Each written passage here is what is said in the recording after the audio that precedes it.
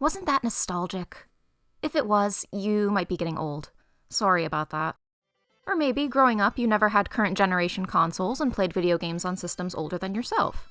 And then you tried to talk about video games with other kids on the playground, and they didn't understand the language you were speaking. The Sega Genesis was my first video game console. More specifically, I had a rare variant model called the Sega CDX, which is prone to catastrophic mechanical failures. My system could never read cartridges properly, and they would only work if you pressed down on them with all of your strength. My solution was to balance a heavy box on the system and then have me and my friends take turns sitting on the box so that we could play Sonic. If you had a Sega Genesis, you had Sonic the Hedgehog, and probably Sonic the Hedgehog 2. Sonic the Hedgehog 2 is the best Sonic game, which is an objective fact, not an opinion. It was the first video game I ever remember playing, and I feel a lot of nostalgia for it, so I'm not biased at all when I say that. As a 4-year-old, I found it was a really difficult game, and I was never able to beat it until I was a bit older. Though I did have a lot of fun replaying the first stage 700 times. As I progressed, I'd get more and more anxious as I grew closer to what was always my inevitable downfall. Stage 2, Chemical Plant Zone. There's this section towards the end of the level where you have to climb up these moving platforms as the chamber fills with pink chemicals.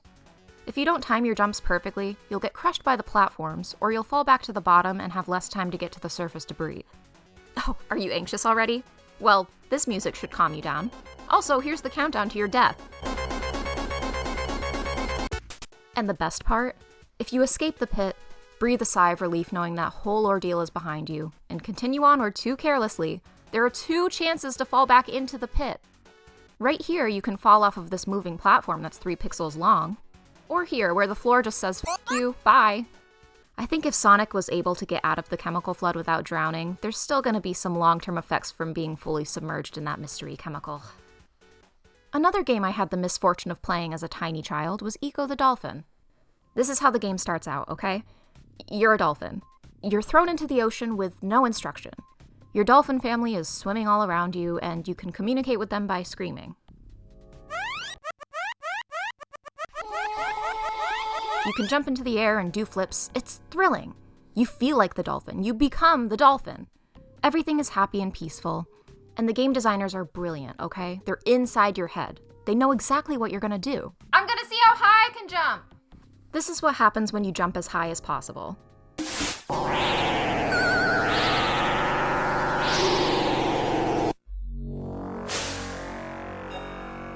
Now you are all alone because your dolphin family was sucked out of the ocean.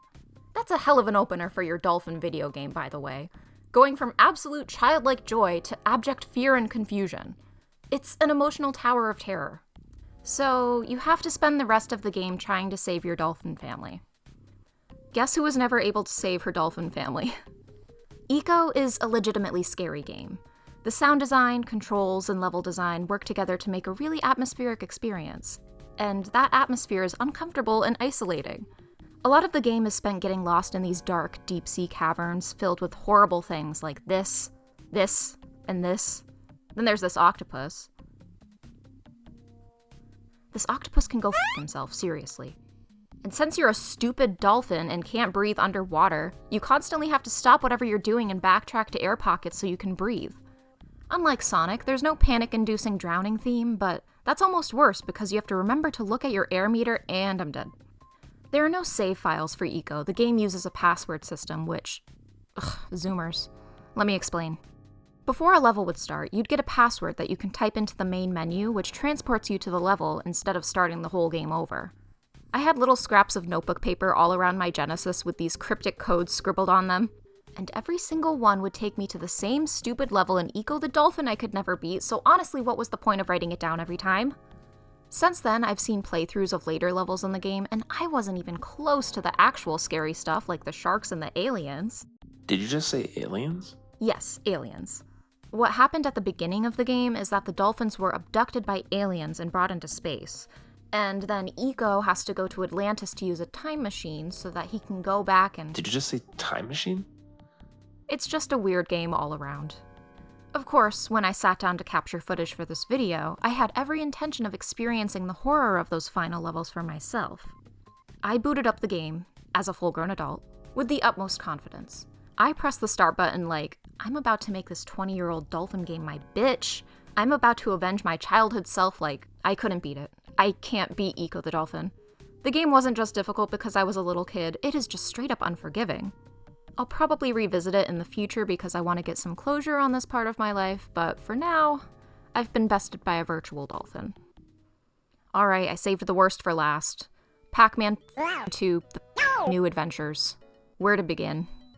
The name of the game may lead you to believe that you'll be playing as the titular Pac-Man 2, and probably going on some new adventures. But that would make you an idiot, because actually you play God, holding a slingshot and following Pac-Man around like some creepy stalker. It's a point-and-click adventure where you interact with the world around Pac-Man in order to help him, like, run errands and do relatively normal things. So the story of the game is that Pac-Man is just trying to relax and watch television, but Miss Pac-Man is an absolute nag and is constantly asking you to get up and do shit. The first task she gives you is to go get milk for Pac-Baby. Taking care of my child? Ugh, I guess. So you might be wondering, how could this scar you for life? How is this worse than drowning in chemicals or your dolphin family being abducted by aliens? Well, basically, every innocuous thing could bring your demise. There are some dangers that are easy to deduce, like maybe don't hit this dog. Maybe don't hit the hot dog salesman. But other things are just unpredictable. Walking past this door? Nope, game over. This farmer, seemingly minding his own business? He will berate you into depression. Just drop a hay bale on his head and move on. Don't even feel bad, he deserves it. Most of your attempts to help Pac-Man complete an objective will just make things harder, honestly. Pac-Man has a terrible temper.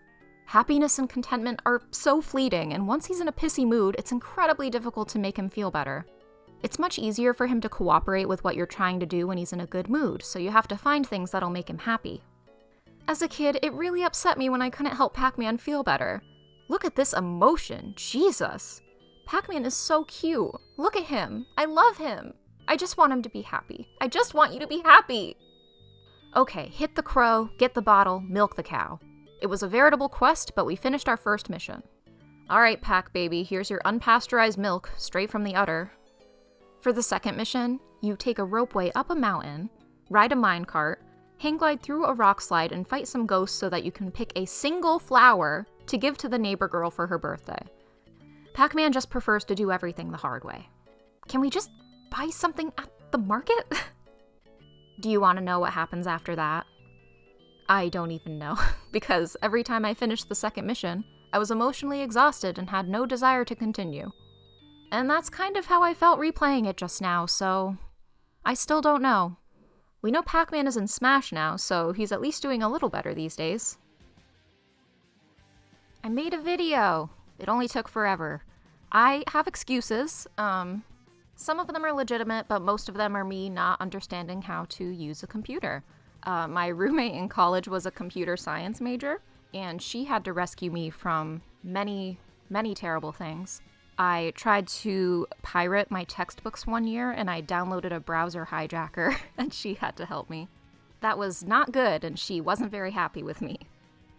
Also, I see everybody new to my channel, like 1,000 of you? That's pretty crazy. I don't know how you found me, but I'm glad you're here, and I hope you stick around.